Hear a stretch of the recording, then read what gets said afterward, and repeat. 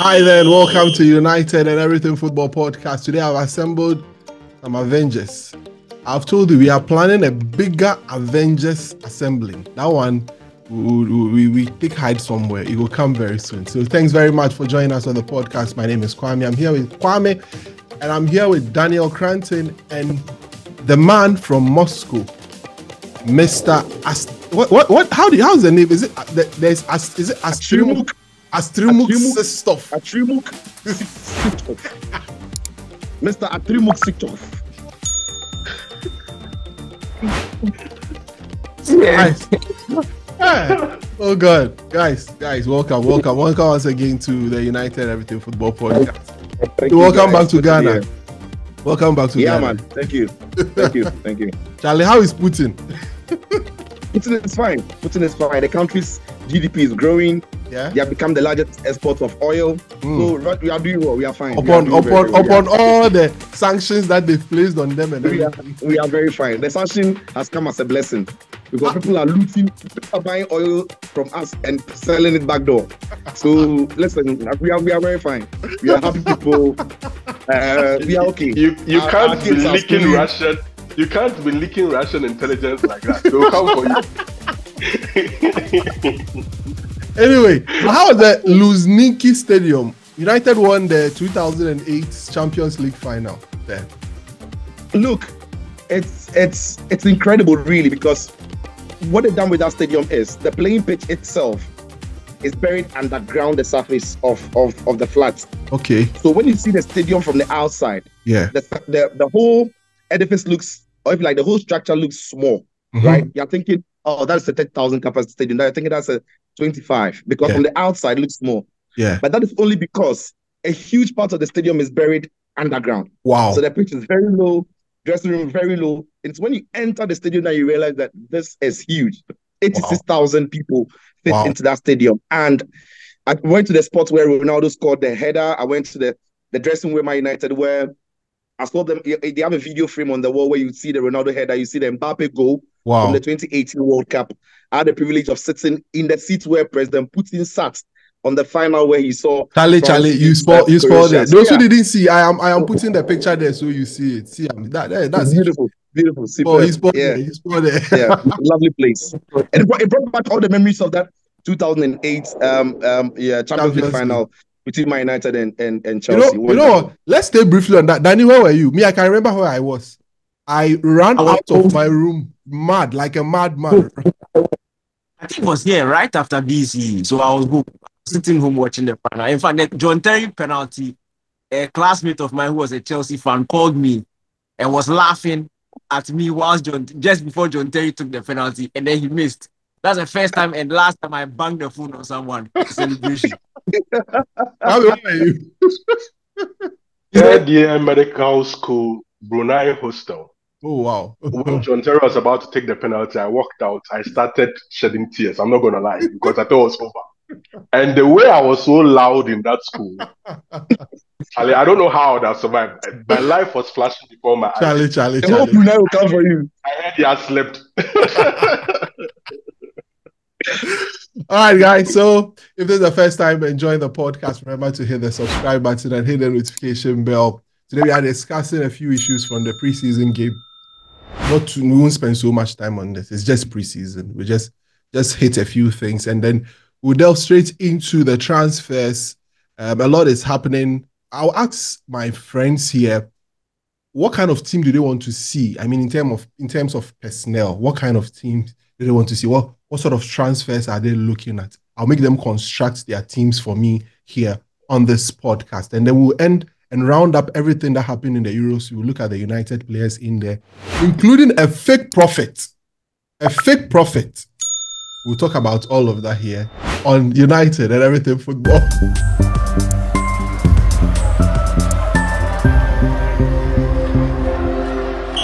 All right, thank you very much. Welcome back to the podcast. So I have my guys here. Let's go straight into the issues. Danny, yesterday we played. We played against Rosenberg. A lot of people had a lot of things to say. I mean, now little things trigger people on social media. But I don't know. What do you make of the game? What do you make of the game? Deep. I don't think it's that deep. Just think I want to, but this is not how I'll get him. I don't think it's that deep. When you look at the squad that traveled to you look at I think it was just Casemiro, Rashford, Mount. These are the first team players. Wan-Bissaka. Yeah, Bissaka. Okay, Wan-Bissaka. One day our son, he's on his way out, so I don't consider him. But anyway, so let's say 4. Yeah. And then the rest were kids. These guys have been on holiday, fitness levels are low. And remember that the calendar for Scandinavia is very different from like mainstream Europe. So they are into the season. I think they are about 5 or 6 games into the season. 15 games actually. 15. 15 games. That's almost half. That's almost a halfway point. Halfway through the season. Yes. Yeah. So for them, they are full. And for me, in fact, if you want to laugh at this United team, I think we can flip it and say they actually did well because they were able to match Rosenberg. Like, yes, we didn't play well, but you could tell that even though the players knew that result. And I don't really agree with Ten Hag when he said we are Manchester. I think he was just talking for talking sake. I don't think that he expected to go out there and match Rosenberg. But I think the performance was okay considering where we are coming from. And honestly speaking, I've never seen a team that enters the first game of preseason looking for a result. It's about fitness and slowly getting the fitness levels back. I think when we about 2 or 3 games into preseason, that's where we start seeing like the sort of structure that we should expect in the coming season. But this is not something that we should read anything. Sistov. Yeah, look, I mean, I agree with. I'll start off with where Danny ended. I think Ten Hag sometimes says things that brings pressure to himself and maybe the team. I don't think that comment from him was necessary. That is something you might want to tell the boys behind doors that listen. Even though it's a preseason, the first game, I'm expecting a lot more from you. We want to win every game. I want to see the attitude. And when you start telling the fans right from the word go, right from the first preseason where the boys have just returned, it is not even ideal to listen. 90% of the players who played won't play the season anyway. Yeah. When you start making a big deal out of this, then you're already raising an unnecessary expectation for the team. There was a way to go about it. Speak about individual performances. Speak about if the players could understand the instruction, they played to the instruction, were they doing the things you expected of them. Speak about these things and speak about how you try and get the boys into sharpness before the season starts. And that is how fans can move along with this. But the moment you yourself begin to throw these results under the bus and begin to make fans feel like the team didn't perform well, then we can start asking questions that, in the second game we want to see better, and the third game we want to see better. You want to win. But you won't always win. But listen, Danny said it. We are playing against a team that has played 14 games already this season. They are better, they are sharper. You are playing against a team that will not play together even ever again. A team that has never played together, a team that have no telepathy, no chemistry. They just have to get together and play because you want to get some of your players out of the door, get them in shape and what have you. So I'm not going to make so much about this because no team, if this is the team United were going to go into the season with, I'll start looking at partnerships, telepathy, chemistry, cohesion. But we all know that this team won't play for the United when the season starts. So there's no point in making a big case about the results. It's all about getting the boys fit. And when those who are on vacation or on holidays return, how the team can gel under the coach. Kwame, I don't know if you've seen the individual performances. The player that we've been talking about, Toby Coylia, he was given the number 6 shirt and a captain's armband, and I don't know. A lot of people made. To be honest, not much. But I've already told you, I do not care about preseason. I don't care. I've seen us go into preseason. Even Ten Hag, his first preseason. Charlie, he's plotted after preseason. He beat everybody. And then we started the season on the back of back-to-back defeats. I saw the same thing under Louis van Gaal. Perfect preseason. We actually won 2 preseason cups, if you remember. We lifted 2 trophies. Started the season with a loss against Swansea. I don't care about preseason at all. Like Cicho said, sometimes you're looking for partnerships. You're looking for this whole new game model to see whether you can see signs of it. But we don't even have our team out there. That's it. And the thing is, I don't even know when we are going to get our team out there, considering the number of nationals that we have, considering the number of signings that we will make and the number of exits that we have. I don't even know when our team would be ready. When you look at the preseason schedule, probably the last game or the last one game, that's when you probably have a good constitution of the team. So up until then, there's not really much to make out of it. It's just get your fitness up and let's just see how it goes. Well, we won't spend so much time on that. I mean, there isn't much talking points actually from the preseason games. If you watch Man United today, I did a good breakdown of the games, the game and how everything went. So I can refer you to that video. Go and watch the United today. I did a breakdown of that. So, guys, let's move straight to the transfers. Daddy, I will start with you. There is this big talk, LENY YORO. The reports coming this evening is quite funny. It looks like the guy's mind is changing. I mean, the initial report was that it was Real Madrid or no other place, and Real Madrid haven't been able to agree a deal with Lille because they don't want to pay the money Lille is demanding. United, on the other hand, have agreed a deal with Lille. All that is left is the players' consent, and then every other thing can follow. But what do you make of this LENY YORO? And let's tie it into the whole defense, because that is where the problem is. There's a big problem there. Aging players, because Rafael Varane has left. Johnny Evans has been signed on again. We have Maguire, who is 31. But Lindelof is around 30. I mean, let's discuss the defense. Look, the boy is solid. The boy is solid. You know, ball player. Me, I not sure that what I'm like so that. I read about him. They keep this article somewhere in the middle of the year where that's when I first got to know there was somebody like that. Yeah.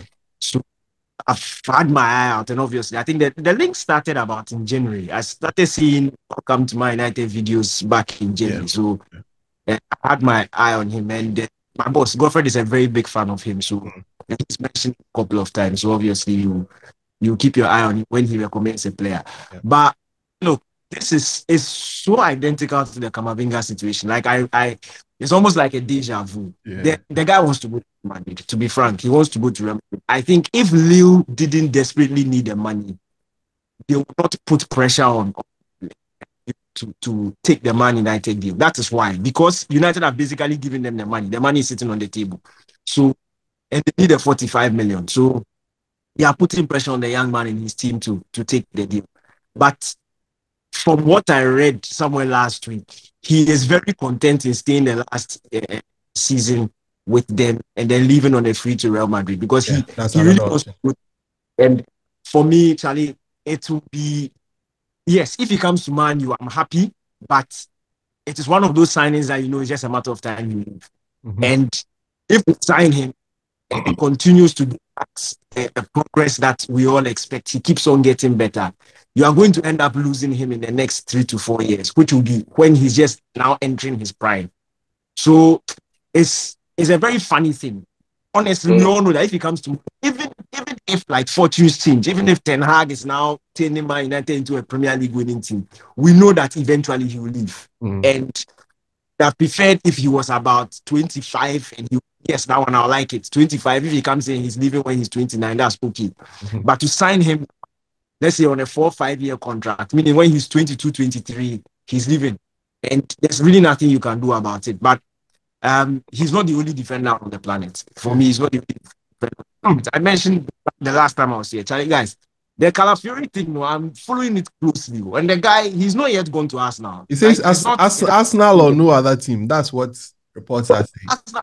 Is Arsenal or no other team, because there's only 2 teams who are interested, Arsenal and Juventus. Juventus don't have the money. They don't have the lure of Arsenal financially. Yeah. We can match in terms of contracts and things. So for me, if these guys take the 45 and go and give it to Calafiori and bring it quick before Arsenal signing, because frankly speaking, that's a higher chance of starting games for Man United than starting games for Arsenal. The Arsenal defense is packed. Yeah. So you can give him the project, I think, among you in terms of his minutes will be more attractive than going to Arsenal. So, Charlie, if YORO can forget him and go for Calafiori. Tijo, the defense. Today, what came out of the Athletic was that we are doing an either or with YORO and then De Ligt. So we are not getting the two. That's what David Onston reported. We are either getting YORO or we are getting De Ligt. I don't know. It's caused a bit of confusion among United fans who say we need 2 defenders. We need to be tying it into all the issues that we are having. What do you think? Yeah, well, it's contrary to the initial reports were that it was the delete deal was very separate from Euro or the Brightweights deal. It was almost as if we were getting two centre backs. Yes. But maybe the United are looking at maybe offloading some of the players before they can start looking and making, those separate deals. Because now, if Maguire still is there, there's still Lindelof. Evans has signed on. Kambola has left, yes, but you need to bring in some money to be able to, make those separate deals. But look, I don't think it has to be either or with those two centre backs because they are two very different players. Yes. And that becomes a problem for me because if you're buying either of them, that means the whole operation of buying of shortlisting those two centre halves can be questioned. Because we're looking at two very different centre backs and two can offer two different things. As for Euro, once Real Madrid wants a player, the player is good. In 2024, if Real Madrid wants the player is good. Because if he's good enough to play for Real Madrid, it means that because over the time they've shown it that the talents that they're identifying are great, right? So now here's the thing: for his club Lille, Danny mentioned they desperately need the money. The French football is going into a season where they don't even have a TV broadcaster. Yes. That is a lot of money out of the window for them. They don't have money. They are broke. Look, if they really want to do proper football financing, a lot of the French clubs need to go into administration. But they can't play a 12-team league, a 10-team league. So they are managing the issues. Now, if the club is able to speak to his conscience that, look, Real Madrid are only trying to play a fast one on us. They are going to take it for free next season. And we don't have the money. And we've brought you up and all of that. We've seen clubs able to make these arguments to their players. So we need the money. And you can't afford to go for free. So would you go to Man United? And then if the player decides to go to Man United, that is it. The player, on the other hand, knows that if he goes for free next season, I'm sure maybe Alaba might be leaving for Saudi. And so he has more chance of playing, and he would have stayed and lived and become a better player, what have you. So he also has to, I feel for the player because he has to think a lot about what these two deals would mean to him. Does he trust that Man United can be competitive next season? Would you risk going to United and having a dry spell for the next 3 seasons than going to Real Madrid and then proving yourself that you can be a top centre back at the club? It's a difficult one.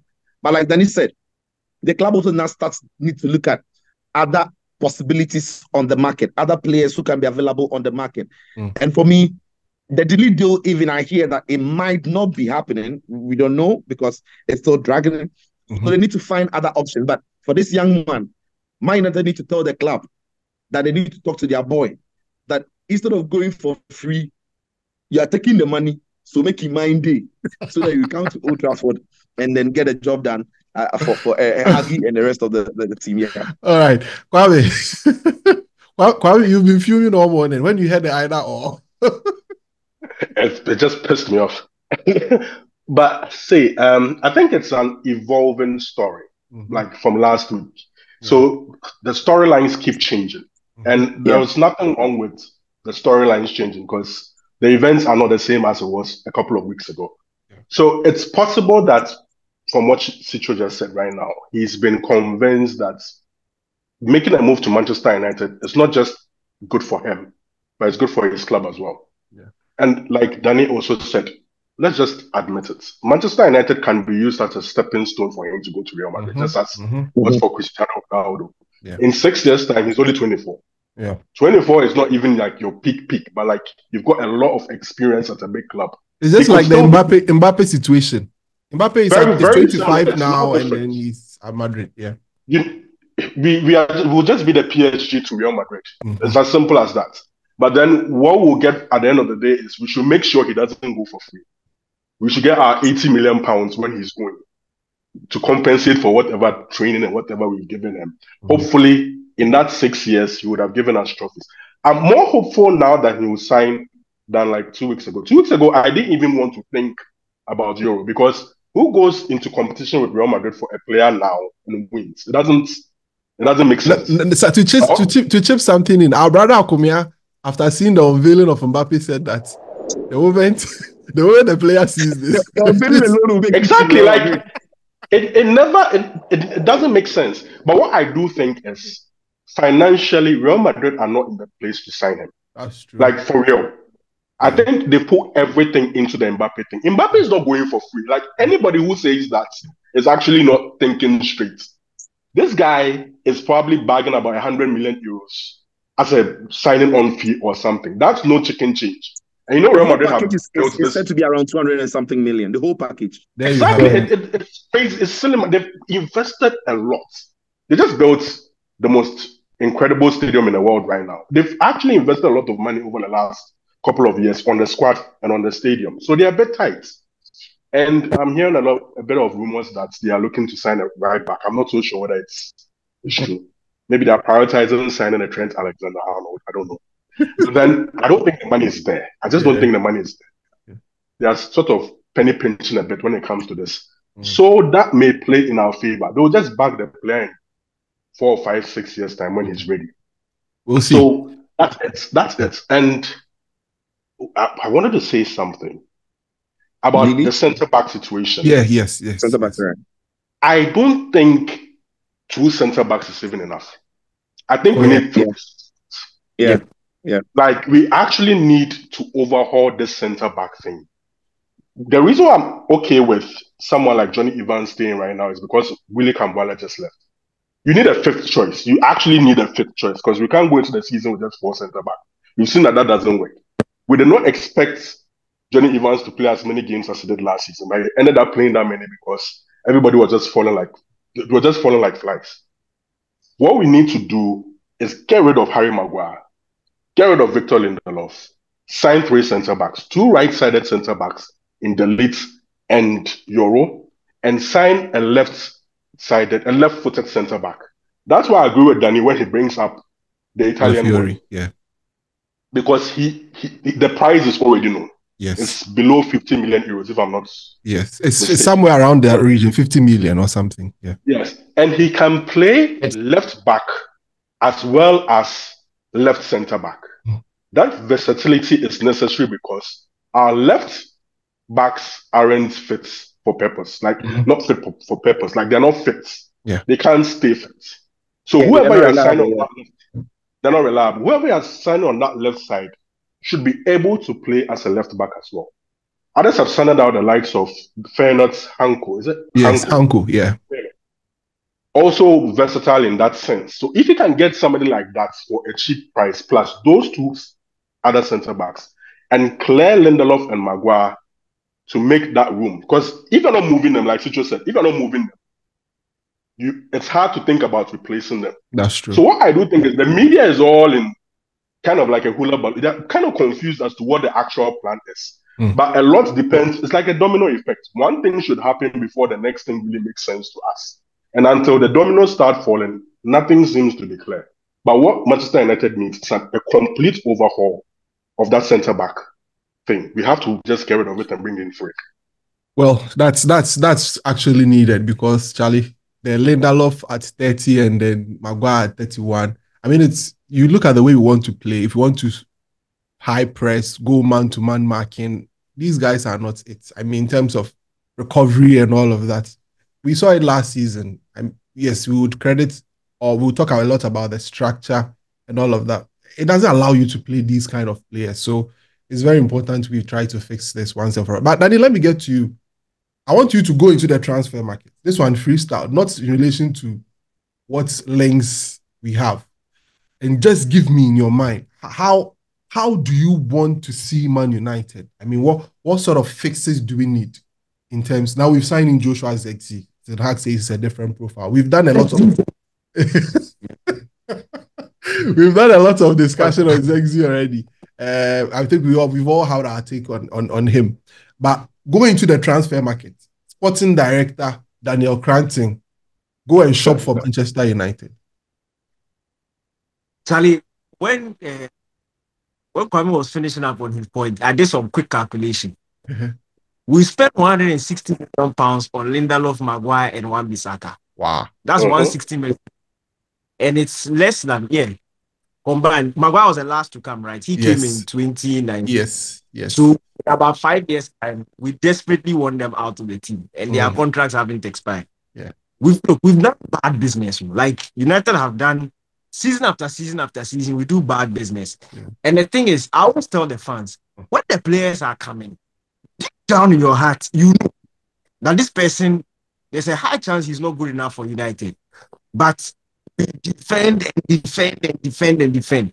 So when we come together like this, it's easier to be honest when outside parties are not around. So we can't make another mistake. I don't know if you guys saw my tweet about Zexi. I don't even know why I started doing the digging. I was just going through and I saw some article. It was Hansi Flick who had said something. Then I went to check Nagelsmann said that. Then I saw the company video. And I'm asking myself, you see, it's not about Ten Hag's ability or inability to handle the situation. But when you listen to what the managers have said, they are not talking about him being a trouble causer. They are talking about attitude and in relation to the potential that he has, whether or not he wants to get there as one of the best players in the world, because we know he has the ability to. And look, especially when you read what Hansi Flick said, it's very similar to something that Mourinho said about Martial. Like, they have the ability, but they get satisfied very easily. And for me, unless something has drastically changed, obviously, Thiago Motta said something completely different about Zex. In fact, he called him a leader at some point last season. But to be I'm trying to get the quote because I have the quote. I'm trying to get it so I could read it just to help you. So from Hansi Flick, he says Joshua had a problem with his ankle while on vacation. Okay, now because of this, I was not satisfied with his physical condition. This is getting better now. Talent is not enough. It is important he works himself. Then he can play Bundesliga. It's about mentality and attitude, and the absolute will to show that you want to, like something like that. Yeah, something like that. But you talked about the attitude and all of that. Yeah. Yeah, and if you do like some extra digging, the people are buying. Look, no doubts about his talent. Everybody knows the guy is good, but there were doubts about whether he will be able to lead like the next generation because of his mindset and the attitude. And for me, if you go from Bayern Munich to Bologna, and your Bologna manager is calling you a leader, I'm not going to get carried away by that. I think that the Bologna move was like a reality check for him. But now he's come to Man United. He's gotten another opportunity. And I really hope that this time around, he can maintain that seriousness. Because again, guys, let's go back to the Euros. I don't see why he hardly had a sniff at the Euros, considering what he had done last season. And the type of football that the Dutch was playing. Depay got injured at a point. He's that sort of player who can drop and link up. Yet anytime they needed another option, it was Vegas, Man United rejected. He was not even called. Do you remember? Can I? Yes, that's the thing. He was not even called. Were not even part of the squad. They were not called. Yeah. So even to his compliment, he had minutes. Martial should have stayed on holiday because he didn't even kick a ball. So you see, and for me it's scary, but I'm hopeful. Based on the talent, I'm hopeful that he can turn things around and maintain consistency, because that's what we need at this point in time. I think the midfield is a position that we seriously need to look at. And anytime I get the opportunity, I'll remind United fans. 2 years ago, when Casemiro was coming, I said it, that not everything he's done behind him. The guy was 30. You're buying for 60 million. He's coming into a club that desperately needs consistency and continuity. We can't do start and stop. And then everybody turned at me. Now, 2 years down the line, we have to move on from him. And you're probably going to spend another 60 million on somebody to come in and do the job. Waste of money. But we need to get that defensive midfielder.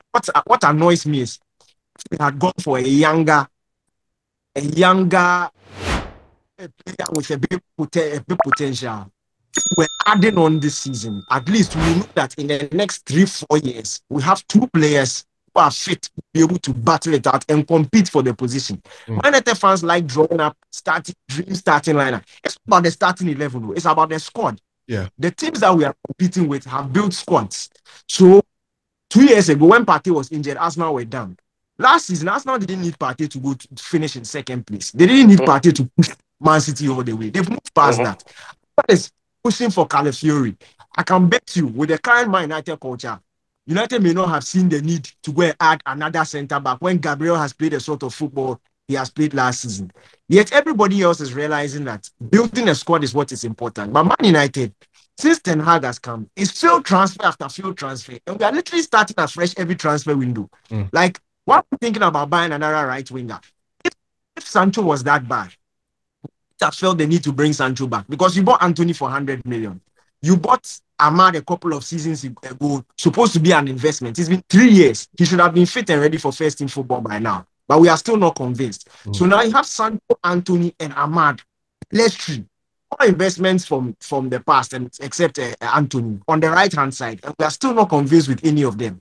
This is bad business. You go to the other side, and there's Marcus Rashford there. When he decides to play, he's okay. If he decides to, nobody can play.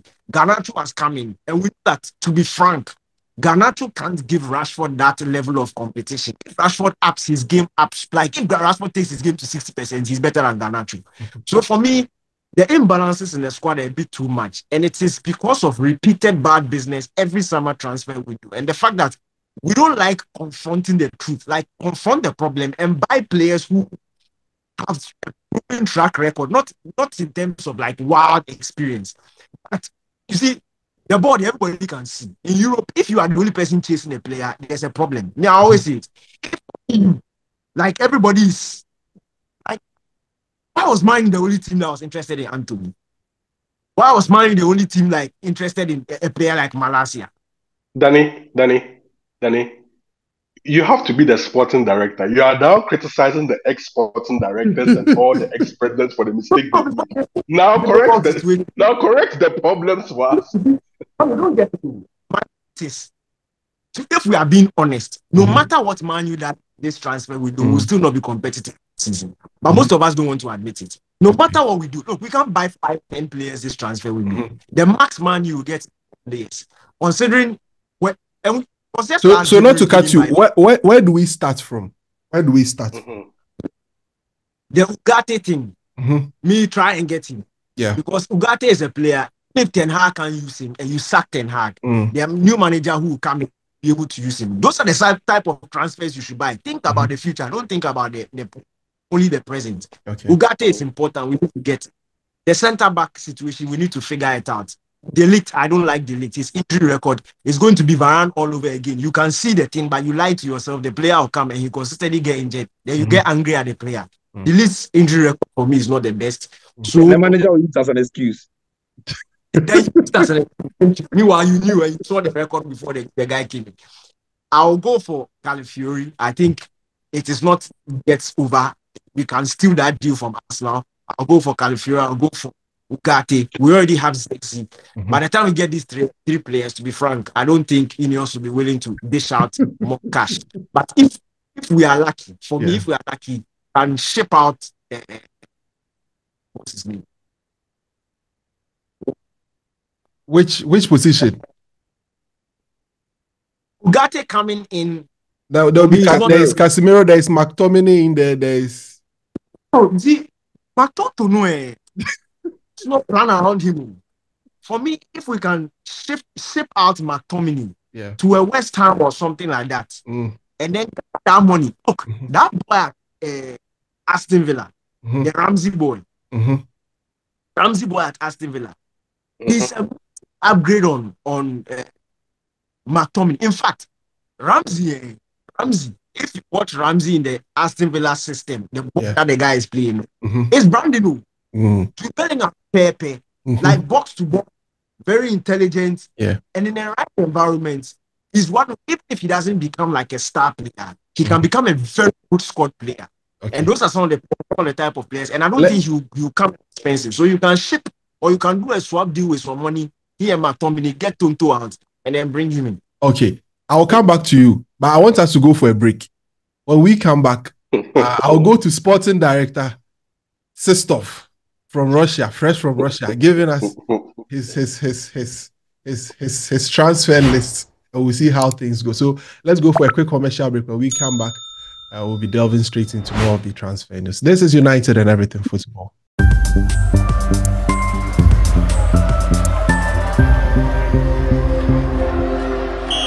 Right there, we are back once again here on United and Everything Football Podcast. So, sporting director Daniel Cranton gave us his perspective of how he wants the team for the next season to be. Let me get to sporting director stuff. Look, one of the problems that Man United have faced and Erik ten Hag has faced is the fact that most of our players are not versatile. Okay. They can only execute their roles in their primary roles. So apart from Luke Shaw, who has shown they can play centre back and left back, most of our players, in fact, our forward players to be even more. Rashford is only comfortable on the left. Garnacho surely could play on the right, but he's more effective sometimes when he's on the left. Rasmus Højlund can only play down the middle. Amad Diallo, Anthony can only operate on the right. In midfield as well, they are not versatile. So I'm going to be looking for, because United do not have a lot of money to spend to buy players to fill a lot of positions. You should be thinking across players who are versatile. Okay. Right? So listen, I'm going into the market. I'm asking RB Leipzig how much I'm going to pay for Dani Olmo. These signings are statement signings. Dani Olmo can walk into Man United, play as a number 9, play on the left, play on the right. To help you, he has a direct release clause of £60 million, which expires today. Yes. So these are the deals you should be looking at. For me, like the moment he starts for Spain, start talking to him. We already hear even Man City are considering signing him. These are the players United should be buying because, like Danny said, United won't fix a lot of the problems this season with the players they're going to bring in because they don't have enough money. And you can't sign 10 players in a summer. So you need to be tactful about the kind of players you bring through the door. Most of the players we bring must be versatile. And we spoke about Calafiori. We spoke about how good he can be as a left back, how he can also play as a centre half. If you've got a central midfielder who can do a number 6 job, by the time do a number 8 job, all the better. If you've got a central midfielder who can do a number 8 job, by the time do a number 10 job, great. If you've got a striker who is comfortable playing in wide position, brilliant. And when Real Madrid won the league and won the Champions League last season, it was only because a lot of their players were versatile. Vini can go down the middle, he can go wide. Tchouaméni can step in as a centre back. He can play. Alaba can play left back, centre back. Like Eder Militao can play right back, centre back. Camavinga can play left back, central midfield. You need to build a squad where you have players who can adapt to different situations and play in multiple positions. So I'll go into the market. I'm asking for a player like Dani Olmo. How much RB Leipzig are going to take? I'm going to take him. Across the front line and even behind the front line, he can do a job. And I don't think that any of our wide players are better than him. In fact, he's even better than our strikers. You know, so these are the signings United should be leaning towards. It's been nobody really is asking to sign Olmo because in the position that he can play, almost all the big teams are set, right? Bayern Munich have got a lot of talent. Musiala is there, Leroy Sané is there, there's Harry Kane. They're not looking at him. Real Madrid certainly are not. Barca are broke. Chelsea are not signing players of his profile. So these are the signings United should be looking at. He's also injury prone. He's also injury prone. That's one thing that's always going to affect him. That's true. That's true. He's got his injury worries. I mean, I agree. That's fair. But he can come in and do a job, right? He can come in and do a job. So these are the kind of players. Now, listen, if I sit here and I'm beginning to mention players United will buy, that might be difficult. I mean, that will be off my head. Off your head, but with the caveat of signing players who are versatile, that is why I want the club to lean towards, right? Players who come into the club and can offer the club a bit more than just a number 5, just a number 6, just a something. But primarily, we need the Ugarte signing because we failed to sign Douglas Luiz, who's going to Juve. We failed to sign Joao Palhinha. These two would have been great, already Premier League experience, brilliant DMs. They can play the brand of football Erik ten Hag is said to be wanting to play, but we've lost out on them. So we need the Ugarte signing, a DM that is young, a DM that he has a lot of ceiling to climb, a DM that, like Danny said, if ten Hag is no coach, you want to sack him. The guy is a promising talent. Any manager comes in, is not going to be asking the club to go and pay another 90 million for a DM because that boy can receive the ball from the back. That boy, he's comfortable with receiving the ball. He's not the best progressor of the ball. But when it comes to doing the first phase of the job, taking the ball and giving it to a Menu, giving it to a Bruno, as for that one, he knows how to do it every day. So I think he's an important signing that the club should be looking at. But ultimately, bring in players. And it's like City. City have versatile players. You know, even Liverpool, Jota can go down the middle. Salah can go down the middle. Luis Diaz can go down the middle. In the midfield, Curtis Jones can play as a winger. Elliott can play as a winger. Like, they've got players they've got players who can do multiple things. So we should be looking at that and to get in. They might not be big names, but they might be effective signings because we are not going to the scene to win the Champions League. We are not even playing in it. So let's be competitive by bringing players that can grow and players that can do the job as we progress. Well, that's a very brilliant point. Versatility, very, very, very important. Danny, you want to say something? Kwame, I saw a news Fabrizio posted earlier today. Musa Diaby he's on his way to Saudi. Saudi. Yeah. 5 million. It's just 45 million. He spent one season in the Premier League. Yeah. I'm wondering, Charlie, some of these deals we can hijack because challenge the wages. The 45 million is not a problem. It is the that's the thing. The salary. 50 million a season, 20 million a season thing. See, you know that guy. You know that guy. The Saudis wanted him before he chose Villa. Yes, that's true. Yeah, that's true. That's true. Yeah, so he turned down money because he was eyeing a place in the Euros. Yeah. Yes. But because he didn't make the Euros, exactly, he's like, okay, then let me go. Let me go and make my money. Kwame, also crucially, also crucially, I don't mind the Ivan Toney conversation. Look, I am for it. Premier League goal scorer. I am for it. He's a proven, and you see, I don't care how Eric Ten Hag wants to play, but he's different from all the attackers he has. Yeah, right. And if you've got a player like Zegs, as for Hoyland, he can't play around any striker. He has to develop really. If you have Zegsy, you've got Ivan Toney. Look, in games where you need to go with two men up front, they will complement each other really well. So Ivan Toney is a signing I'm really interested in. He's a Premier League proven goal scorer, even with Brentford. How much more the quality of Anthony crossing balls in and Bruno supplying their passes? Hey, if mischief kills people, it's like you die. That's not supposed to be his job. That it is for Hero Guru, Charlie. You'll be bad.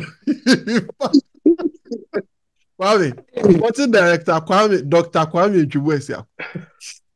Of late, you address me by my title way too often.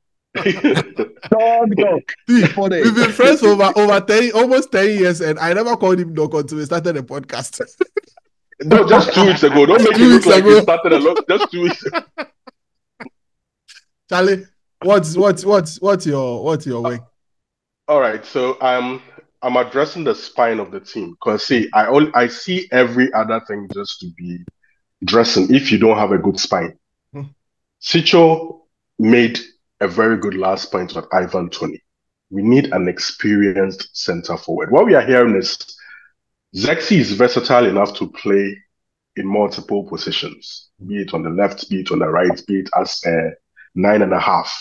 So if you know how I feel about Hoyland. I just feel like he's just a big baby. You get what I'm saying?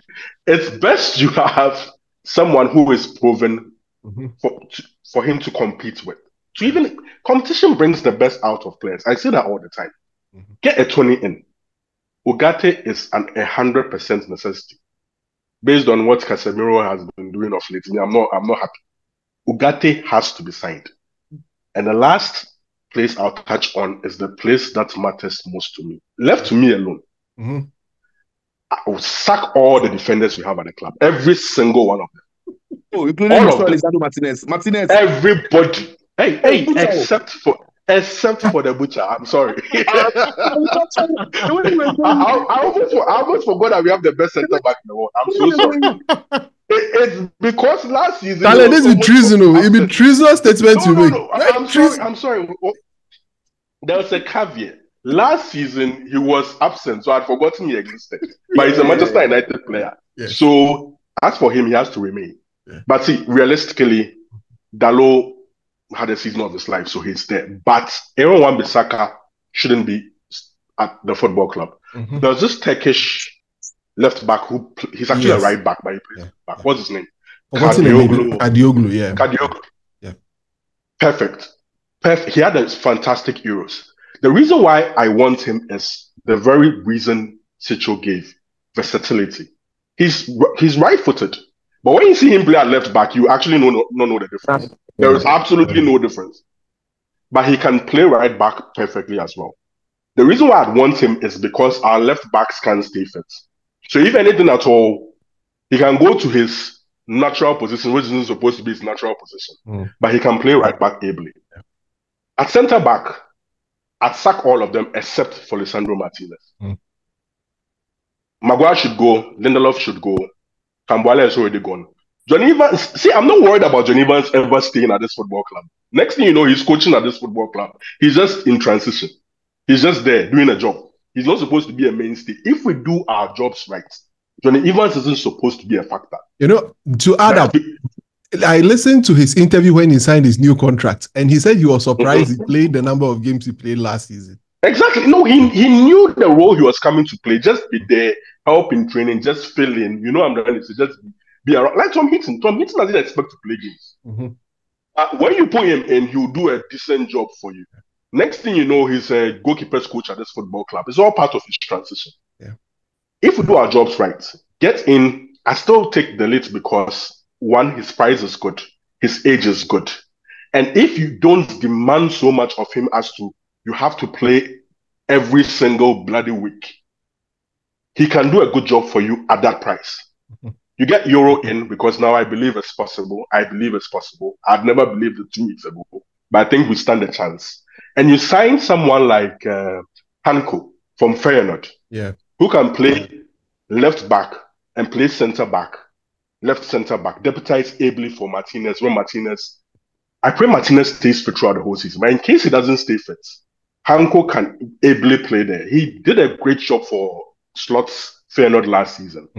It's actually very, very highly rated and probably overpriced by Feyenoord. Yeah, that's the problem. In fact, that's the problem. When you read from the Athletic, there is a genuine interest from United, but the issue is the price for a player they see as a backup to be commanding around. Yeah, a backup player. Yeah, I mean, if you're willing to pay so much for Brandtweit, and you said Brandtweit, it's a German thing.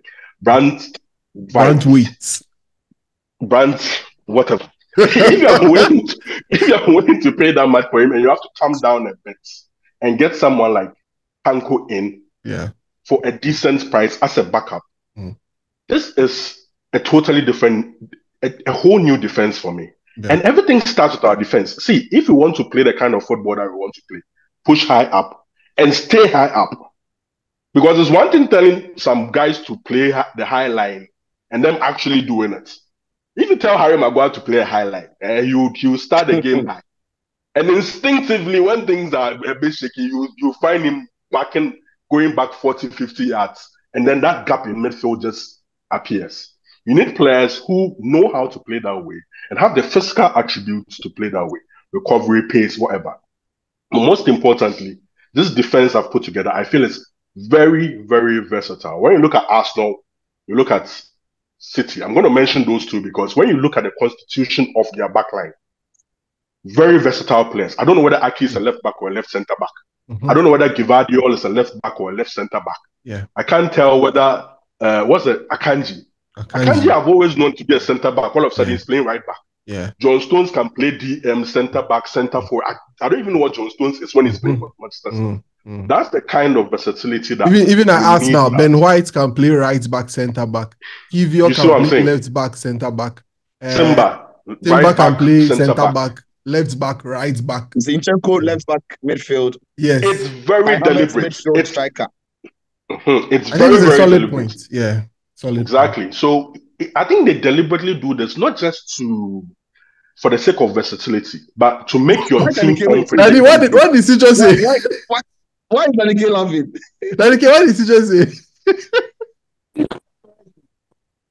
Teacher, what did you say? What did you say?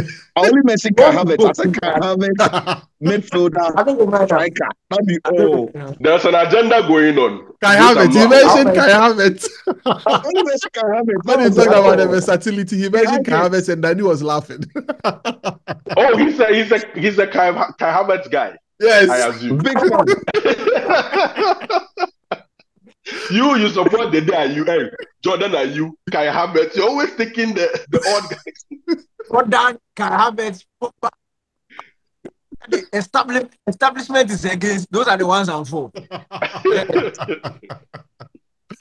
Kwame, so make your point. Yeah. I think it's not just about them being versatile. It makes your team unpredictable on the football pitch and allows you to also do some in-game tactical changes with the same players on the football pitch. Without taking players off the pitch. The same 11, you just shift them around in a system, and then all of a sudden your opponent is actually confused. You remember United Liverpool? We asked Anthony to go play left back, and he was complaining on the pitch. He was complaining, exactly. You don't need those kind of situations. That's his position, but I don't know why he doesn't want to play it. Well, it's okay. So that's what I would do if I was the technical director. I assume that is where we would end up actually. But what do you guys think about the recent rumors about Xavi Simons that United might be interested in him? I mean, if you've got Mason Mount, you've paid so much money for Mason Mount, and you're going to pick in Xavi Simons when there's Bruno Fernandes. I mean, I don't agree with the fact that the Netherlands tried to use him as a winger at times. I think it doesn't work. It doesn't. I'm saying he's either a midfielder, a central player close to the box, or no other position. I think that is where he thrives. But I don't know what you guys make of that link. Yeah, Danny. I love Simon as a player. You paid 60 million for Mount last season. It didn't work out. I think you have two good.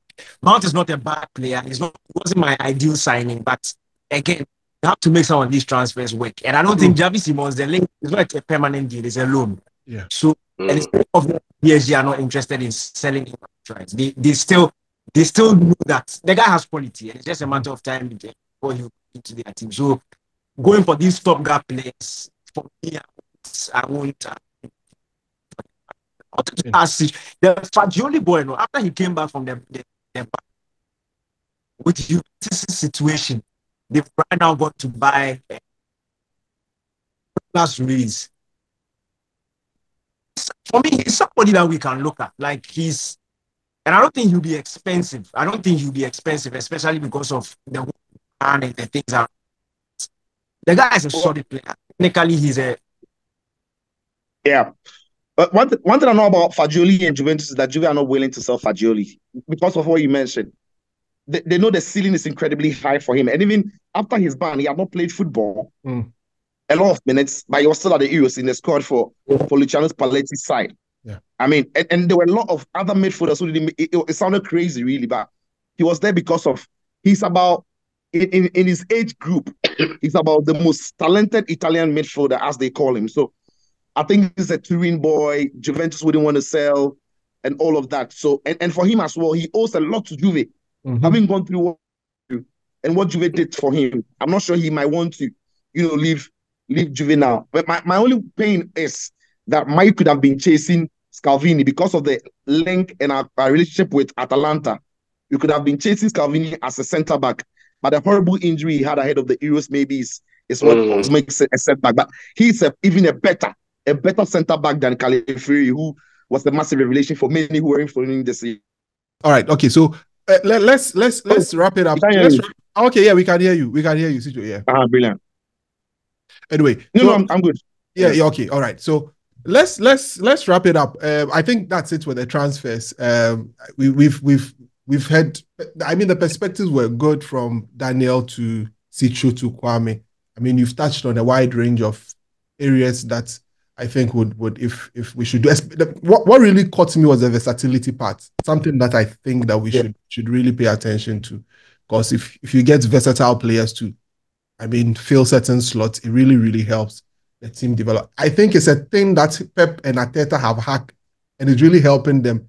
And it's one thing that helps them during the run-in, when you have to play the Champions League, when you have to play other competitions, in addition to the Premier League. All of these things do come to play a role in such situations. So would see how that particular one goes.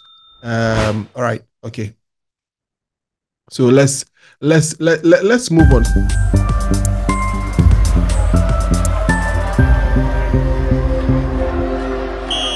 Winner of the tournament. This is a prediction game. So winner of the tournament. My heart wants Portugal. My head says France. You've not answered. So are you going with your heart or fine? No, it's coach. It's okay. So are you going with your heart or your head? Portugal. Portugal winners. Top scorer of the tournament. Ronaldo. Player of the tournament. Ronaldo. Surprise team of the tournament. Surprise team of the tournament. Which team will have a surprising run? I think Serbia. And flop of the tournament? England. Wow. Okay. Coach. All right, so the video you saw there, that was from the fake prophet. He said England was going to be the flop of the tournament. But the God of England, although England didn't win, but the God of England didn't shame England. Problem right there. That's a problem right there. You see, in life is about paths. You understand? Philosophy. Yeah. No, it's true. Life is about paths. A foolish man can use a certain path, and you, the wise man, will be watching him seemingly progress, and you envy him only for him to go and fail. We're lucky. The teams they faced along the way, on paper, they were expected to beat those teams, and it has been the story since 2018. The moment they met a team that was slightly better or at par, they will crumble. And that's what I expected. I when you looked at the draw at the start of the competition, I expected them to meet one of the big boys very early, at least in the round of 16 or quarterfinal, which would have been quick. But luckily for them, it was Slovakia, Switzerland, the team they Netherlands. And even Netherlands said it was Ronnie Koeman. Can't beat anybody. Ronnie Koeman is basically the same as Southgate. So they were very lucky. Yeah. But as I said, football will never lie. When they met the big boys, all of Danny's predictions on that video you just showed there, everything went over the bar. Yeah, all like Ronaldo's free kicks over the bar. So no, but you think it's not? If I'm going to go over the bar, it is an honor to go over the bar in the same competition that the GOAT didn't also live up to expectation. So I'm there to follow in the footsteps of Ronaldo. He fails, I fail. If he succeeds, I succeed. I will take what I get.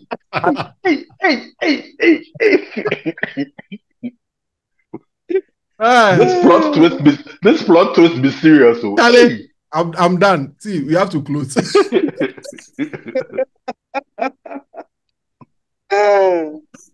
That again. Charlie, but let's look at the United boys. But the fake prophets have been reviewed now. Charlie, everything just went away. All the predictions. Don't even want. You can call it what you want. You can feel free and call it what you want. Yeah, I don't mind. The bottom line is, if I was right, I would have been pained because Portugal didn't win. And if I said Portugal will win and they didn't win, I don't care. Me, I don't care what happened. The next walk, if you ask me, I'll say Portugal will win again. Hey, it's okay. Let's move on. Sijo, let's look at the United players and the Copa America. Which of them really? All right, let me start with the Copa because the Copa, we didn't see a lot of them. We saw Facundo Pellistri. I thought, as always, when he turns up for his national team, it's impressive. He hangs the line really well for them. He stretches that weight for them very well, Uruguay, when he's played. So, yeah, no surprises with Facundo Pellistri when he turns up for his national side. I think the best football he's played in his career has always been with his national side. Yeah. They understand his potential, they understand his quality, and they use him to that effect. And then there was also, of course, the Butcher, who this time wasn't on the periphery. You know, at the last tournament in the World Cup, it was Otamendi and Romero. Yeah. Butcher would come in when they are winning, they want an extra body in there. Yeah. But this time, he was the guy, partnering Romero. He saw a lot of the game. And I thought, for a player who had been out for so long in the season, his outings were very good. I thought, it didn't show on him. He didn't tell on him. It was almost like the FA Cup final that we saw him play. Yeah. You know, when he came to the FA Cup final, we were all not sure if he was match fit and he could get through the game, but he did very well. In fact, it wasn't only just average. It was over the top performance in the FA Cup final. And that is what we saw there. So if he stays fit for the club, brilliant. Then there was also, of course, Garnacho, who was never really going to get a lot of minutes, but it's good for him. He has to be around the winning mentality. Winning the FA Cup with the club, walking into a dressing room full of winners. If he's not stupid, of which he is not, he will learn a lot from the Messis, the Di Marias, the Parades. So it's a good thing when you have your young players winning things early, and even if they've not played enough, they are picking a lot of experience, a lot of things from the experienced lads in there. So even though he had limited minutes, and understandably so, the learning that he's had on this campaign can't be understated. So yeah, I love that. which other player of Man United was in the Copa? I think that's it. Just the three of them. Yes.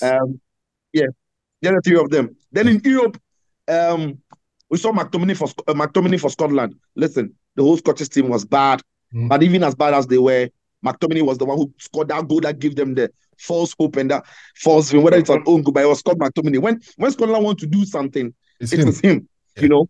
But of course, the whole team wasn't good enough.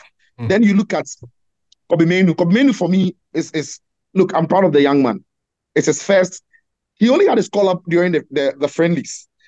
Yeah. In the lead up to the competition, and when he went there, look, earlier in March was when he had his call up. Like in the preparation. Okay, so in that friendly, and then in the preparation to the competition, and when he had his debut, he was man of the match. Yeah. In the first game that he came to play in his full debut, he was man of the match. Then he comes to the tournament. He's not starting games. He had to work hard, and by this time, he gets opportunity. And anytime he played and England played well, he was instrumental. Like when England played well in the competition, Kobbie Mainoo was part of it. Apart from the first game, in the first 40 minutes of the first game, where they looked okay. But in the first half against Netherlands, he was massive. In the second half against Switzerland, he was again massive. So that is very, very positive. Højlund was terrible. Højlund was worse than we had seen him in Man United. And I mean, it's a shame, but you're expecting a lot better from him, because we all know that when he's playing for the national team, he was very comfortable. They would play the balls to him, they would find him, but his runs are not good. You see, he's always going into physical battles with defenders. He's not getting himself into space. Like, he's not stretching the back line. He's not running into space. He's not looking for the ball. He's looking at physically bullying somebody to chase the ball. He's exerting unnecessary energy, and he continued at the Euros. And for me, he didn't have a good performance. Is Eriksen still a player? Yes, he is. Okay. Eriksen then also was used in his, at the moment, preferable position. Yes. Free row number 10-ish, who doesn't have to do a lot of running and tracking back, but is intelligent enough to know which place to pick on the edge of the box or in and around the box. True. I thought Eriksen's performance was very good, not even decent, very good for his national team. But that is no surprise when you play him in that role. At United, of course, he won't get to play that role because Bruno is never injured. And Bruno is our best, if you like, attacking midfielder. So he's not hard to play in there. So I thought generally, who have I missed out on? Bruno Fernandes. Fernandes. Okay, so the Portugal boys, fantastic. Now, the Portugal boys, look, Bruno was very underwhelming in these Euros. Dalot didn't even play, so he played only one game. But Bruno was very underwhelming. And it was underwhelming in the sense that his corner kicks were not great, right? His free kicks from wide areas were not great. And if you're looking at one of the players that you are thinking could do a lot of that, is Bruno Fernandes. But his all-round play, we didn't see a lot of creativity from him. He got a great chance in that quarter-final game. He struck the ball not into the corner, almost central. The goalkeeper saved it. So, any other player would say he was decent. But we know what Bruno can do. We know what his qualities are. Going into the competition, he was the best Portuguese player going into the competition. But he didn't really live up to it. So, I think, he can do a lot better than that. Hopefully, he rests. He's played a lot of games. Yes. You could feel it at times that he was feeling it. You could see it in his game. Hopefully, he gets his rest, recoups, full of energy, comes back to pick his armband and lead Man U to something special this season. Awesome. Luke Shaw. Luke Shaw was Luke Shaw. Again, when Luke Shaw is fit, you know where he gives. Yeah. And I know people are blaming him for the Nico Williams goal. But a couple of things led to that. The first person was Jude Bellingham. He actually allowed that space for Carvajal to even flick the ball to Lamine Yamal. Yes, Luke Shaw wasn't tight enough to Lamine Yamal, but it was about one of the only few times that he slipped, in his defending. And it's football. Defenders won't be 100%. But if Saka had tracked the run of Nico Williams when Dani Olmo had taken Walker inward, that goal doesn't happen. So a series of things led to it, from Bellingham to Shaw not being tight, Saka not tracking, and then Dani almost brilliant round to take Walker into the box. So I thought Luke Shaw, he wasn't fit. And when he started being fit, we could see the impact on the English team, give them a real balance there. But I'm starting to think that if Man United won't get money to buy a centre-back, and they can get money to buy a decent left-back, let's seriously start thinking about Luke Shaw as a centre-back.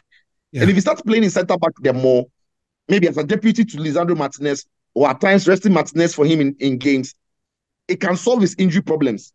because the physical demands of playing as a left back is way, way higher than playing as a left centre back. But he's shown that under the right conditions, under the right structure, he can very much be a left-sided centre back. So yeah, I think the United players, this is my take on how they perform at the Euros and the Copa. BK. Garnacho, sorry, I stayed up for the game against Peru. Garnacho disappointed me. And it wasn't to be frank, it wasn't like the actual performance. It was his body language. We know since the day he got into the Man United first team, he plays with this confidence. He's not afraid to make things happen. But in Argentina, it was like he was second guessing every decision. And for me, it's very interesting because this is a team that were already defending champions. They are world champions. And you are like the new boy walking into the team. There's no pressure on you. Isn't it the conditions around the team? I mean, the dynamics. Be true because and under Messi's post calling him the GOAT. So we know what has happened. They've put pressure on the guy and threatened him for him to go and put that day. So some of these things let's not overlook. It's true. Oh, Charlie, it's true. The guy has consistently over the years been calling Ronaldo the GOAT. We saw Aguero come and threaten him. We saw what they were doing to him in the Argentine press. And then the moment he makes an international, his first international appearance and they win, the first thing he does is to go and comment under Messi's team. You can't tell me they've not threatened the young boy. So I understand that they messed around with his mentality, but he's coming home where we welcome him and we make it better. So I'll not read too much into that. Di Maria is retired. Messi's uncle has got Pompo very soon. Whether he likes it or not, he will go. And the team will become Garnacho's team. So Garnacho should be worried. Viva Garnacho! Boy, you guys, the things in your head, you don't want to say. Then when I go and say, I'll carry the boy. They threaten the boy, but it's cool. He's still a Copa America champion, which is very important, as you said, for his psyche. He's now coming into the team. Players like Rashford and Co have gone to finals and missed penalties and messed up. He is coming with a Copa America title together with Lisandro Martinez. It's important because players are used to the environment of winning. It is very difficult for them to adapt to finishing 8th and being satisfied. It means they are going to want to push themselves and push their teammates to better things. As for that one, we are Man United. We can't settle for any less. So it's very important. For Eriksen, I'll not judge him because I don't consider him a player. He should be in the squad. But I don't think that next season we should be heavily reliant on him. So whatever he did at the Euros, whether he was star player, whether he flopped, it shouldn't influence our decision next season. We should not make it an integral part of next season. Holland obviously didn't do too well at the Euros. I was very disappointed. For sure, he reminded everybody of his quality. Obviously, when he walked onto the pitch in the final, and that was the first game he was starting. That is quality, to be frank. You are not fit throughout the competition. In the final, they call upon you and you get the job done. People can say whatever they want to say about the goal. In fact, I can debate Cicho that it wasn't even Shaw's fault. Allowing Lamine to cut in wasn't sure. Once he cuts in and he enters the central area, it is now the responsibility of the DM or the centre back to cover. That's fine. He was not dribbled past. Lamine took the ball and went into the middle. He didn't dribble past Shaw. In fact, Caballero's pass was more central than wide. So it went so it wasn't and Shaw just had this line here. So for me, it wasn't even Luke Shaw's fault. But for me, it's I think what has hurt me most about it, and I was thinking about it, was how Gareth Southgate allowed Menu's Euros to end. And it hurt me because Menu was brilliant. Yet what we saw, I don't know if you guys remember, but the friendly games England played before the start of the competition, where they were blaming him for that loss against Iceland, if you remember. That's basically the same narrative that if you read, I don't know if you guys have seen some of the rating performances from the final. What they are putting on, it's like a got you moment. We all knew that off the ball, he's not your runner, he's a controller. And if you are going to play a game where you're not going to control the ball, you don't need to play him. It's not by force. Now you've set him up. He's done well, and it's like it's his fault. But again, we are happy because he's coming home where we know how to use him. So we don't, some of these things, we will not worry ourselves. The point is, everybody who has eyes and can see knows that we have a star boy on our hands. So he's coming home. We don't mind. But again, on the Garnacho thing, guys, you've not seen the Instagram this thing. He commented twice. I am posting it. Yes, it's there. The Instagram thing. Yes, I've seen it. And you see, for him to do something like that, he's going to so that people will see. It's like, I'm doing it to, He was basically wait. How have you done Garnacho, done Ericsson, done Hoyland? You are now on Shaw, and you are talking about Shaw, Lord. Then wait about the Garnacho thing. Like, how have you cycled back? Guys, you see, we all love the same club. The thing that has worried me. See, it has worried me from the time where Aguero had the balls to come and criticize the guy on social media. Like a young man can't make up his mind again. No, they won't allow. I remember some of us were afraid Argentina may not even choose him because of this allegiance. Now they've chosen him. You guys go and watch the Peru game again. The guy cast the boys like he's afraid. It was true. He cast a certain figure anytime he's in the team. I mean, when you watch him, there was a time they put the camera on the bench, and there was a seat in between him and Messi. It's like nobody wants to talk to him. And during the celebration, actually, the dressing room, man. You did it. People say he's breeding toxic environment in the team, but the other guy, nobody wants to talk. He's talking to Garnacho, and they all speak the same language. Nobody wants to talk to Garnacho, but it'd be cool. So where's Lisandro Martinez when he's supposed to be the big brother of Garnacho in the national team? You see, now Lisandro Martinez, in this competition, he starting games. You think he wants to go and friend Garnacho, then do mafia him again? He's looking out for himself. He's looking out for himself. All these things, and see, if you understand this inner politics, I'm telling the truth. I'm telling the truth. Okay. Let's close. I mean, I won't give you a word. You want to say something? Yeah, I just want to say something quick on the Garnacho thing. One thing we should realize is he wasn't born in Argentina. Even that's also true. He's Spanish. He's actually Spanish.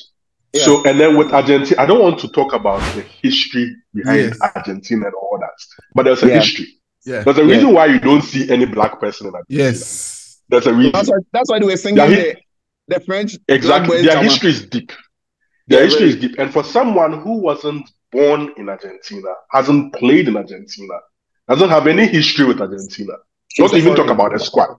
Yeah. He's a foreigner. That's what I'm trying to say. The long and short of what I'm trying to say is he's actually a foreigner. You don't see him as one of them like that. Yeah, he has to. It's almost like you have to earn the rights to be one of us when you're in that squad. Yeah. The country itself may not have even accepted him yet. Not to talk about the players in the dressing room with all their cliques and everything. So he has a lot of growing to do and a lot of respect to earn and everything. Yeah. And I think it will come with time. But what will help him is that Argentina have this crop of players who are just about phasing out, including the Ogboro himself. Yeah. And once that happens, he's only 20 years old. Yeah. In the next 4 years, you're talking about Garnacho being one of their best players. He'll be one of the star boys, yes. Yeah, so I'm just happy that he's won a trophy with them, a major trophy with them. Mm. He's not going to be like Messi, who played so many years with nothing and was struggling, had to retire. You have to retire and come back. So many things. No. This one, I have something already. I'm glad. What you said is very true. I like the point that most people have forgotten that he quit. He left the national team because he missed penalty and he was crying. He quit. And he left them.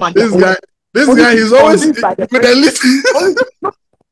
Say this thing, only to be convinced by the president. When the day Ayew was convinced by the president, Ghanaians were criticizing him. Yet the same Ghanaians don't want to criticize Messi for quitting the national team at their low. Convinced by the president, but Kwame, you finish. I'm sorry. You can actually continue. Sorry. I'm done. Guys, I'm done. Oh, what a pot. What an episode, guys. Thank you so much. Before I go, this shirt, which game, one iconic game, which game does it remind you of?